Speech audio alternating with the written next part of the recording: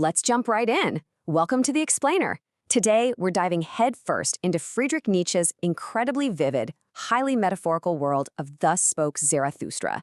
If you've ever wondered what human potential actually looks like when you strip away all that social conditioning and historical baggage, well, you are definitely in the right place. We're going to decode some of the most profound and honestly often deeply misunderstood concepts in modern philosophy together. Okay, man is something to be surpassed.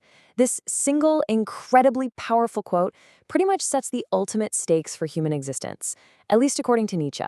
In our source text, Zarathustra, this wandering prophet, comes down from a solid decade of total mountain solitude just to drop this exact message on the people. See, he doesn't look at humanity as the absolute pinnacle of creation, not at all. Instead, he sees us as a work in progress. So, that brings us to Section 1, A Rope Over an Abyss. To really get this across, Nietzsche maps out a sort of evolutionary spectrum. He tells the crowd, you have made your way from worm to man, and much inside you is still worm. It's a bit of a gut punch, right? He points out that just as the ape is kind of this painful embarrassment to us today, man is going to be exactly that to our ultimate goal, the overman. We aren't the finish line, guys. We're literally just a stepping stone on a cosmic timeline. Moving on to Section 2, The Overman, Earth's Meaning. So what exactly is this ultimate goal? Well, the Overman represents total, absolute mastery over oneself. Zarathustra uses a seriously brilliant metaphor here. He basically calls man a dirty stream, polluted with poverty, dirt, and this kind of wretched contentment. Now, to take in a dirty stream without becoming unclean yourself, you have to be a vast sea. And the Overman, he is that sea. It's all about breaking free from those tired, inherited illusions so you can create your own, entirely new values. It's about achieving ultimate personal sovereignty over your very existence. And to actually reach that state, Nietzsche passionately, and I mean passionately, urges us to ground ourselves. Just listen to the intensity of this command.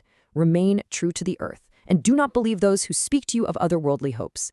He's issuing a massive warning against people who sell you on celestial rewards, straight up calling them poisoners and despisers of life. This illustrates the stark contrast Nietzsche's drawing so perfectly. On one side, you've got these otherworldly hopes, basically the invention of a celestial nothingness by folks who are weary, decaying, and honestly kind of despise their own physical reality. But then, on the flip side, you have the meaning of the earth, perfectly embodied by the Overman. This is vital.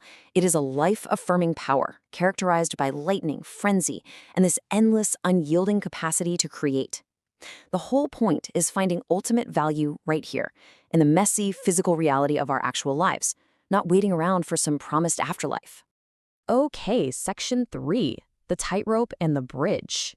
Here we run into what is probably Nietzsche's most famous spatial metaphor. What's truly great about man isn't that he's a final destination, but that he's a bridge. He is literally a rope stretched between animal and overman, suspended precariously over this terrifying, bottomless void. Think about that visual for a second. We aren't meant to just stand still and get comfortable. We are meant to cross. But let's be real, navigating this tightrope involves some intense, mortal perils. It's a dangerous crossing, a dangerous looking back, a dangerous trembling and stopping. In the text, Zarathustra actually watches a tightrope walker performing high above a marketplace. Right midway across, this buffoon jumps out, mocks the walker, and literally leaps right over him. The walker panics, loses his footing, and plunges into the abyss to his death. This whole intense anecdote perfectly captures the very real risk of stepping out of the comfort zone of the herd. If you hesitate, or if you let the mocking voices of the crowd break your focus, you fall. It's that simple and that terrifying. Yet despite that extreme danger, Zarathustra says that you absolutely must be willing to sacrifice yourself to the earth.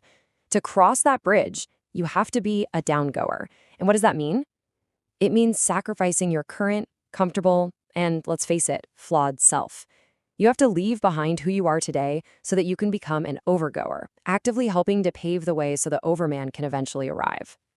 Which leads us to Section 4, Beware the Last Man. Enter the last man. If the overman is the pinnacle, the last man is the absolute epitome of wretched contentment. Zarathustra warns that a time is coming when man won't be able to give birth to a dancing star anymore.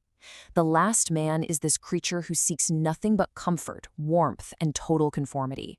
The text literally describes him as being as ineradicable as the flea, and he lives the longest. He basically represents the complete dead end of human striving. Just look at the extreme contrast going on here. We have the raw, chaotic, creative energy of the Overman pitted directly against the small, cowardly, play-it-safe existence of the Last Man. While the Overman actively embraces danger to create meaning, the Last Man abandons the regions where it's hard to live. He wants no poverty, no wealth, no ruling, and definitely no obeying, because, it's all just way too burdensome for him. The Last Man just makes the earth small and merely blinks. And honestly, here is the absolute most chilling part of the whole story. When Zarathustra stands in the marketplace and presents this horrifying, pathetic vision of the Last Man to the crowd, trying his hardest to warn them, they completely miss the point. Seriously, no joke, they interrupt him, shouting with pure delight, "Give us this last man, O Zarathustra! Make us into these last men! Then will we make you a present of the Overman." They are literally begging to be reduced to this wretched mediocrity. Crazy, right?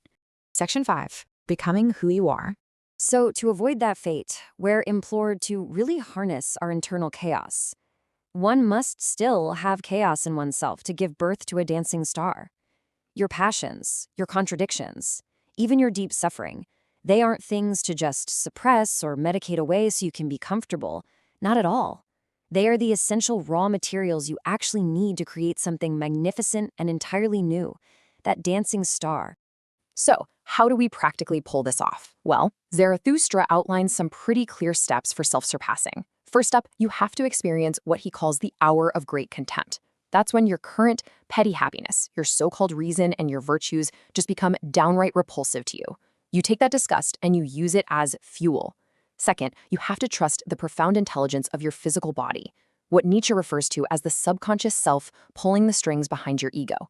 And finally, you must actively choose the danger of the crossing. You have to actively choose to be the lightning and the frenzy. And all of this builds up to Zarathustra's ultimate, ringing command, become what you are. It's a massive wake-up call to shake off the illusions of society and the mindless herd. It demands the spirit of a lion to smash the old values. And then, ultimately, the pure innocence and the sacred yes of a child to actually create new ones.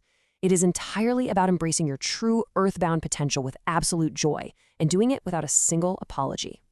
So, as we wrap up this explainer on Zarathustra's teachings, I want to leave you with a really provocative thought to chew on. Knowing that man is merely a bridge, just a fragile rope stretched over a terrifying abyss, where do you currently stand? Are you bravely stepping out, harnessing your own chaos, and actually moving toward the Overman? Or are you just seeking comfort, avoiding all the danger, and blinking alongside the last men? The choice, as Nietzsche so brilliantly illustrates, is entirely yours. Thanks so much for joining me for this explainer, and I really hope this sparks a brand new fire in your own crossing. See you next time.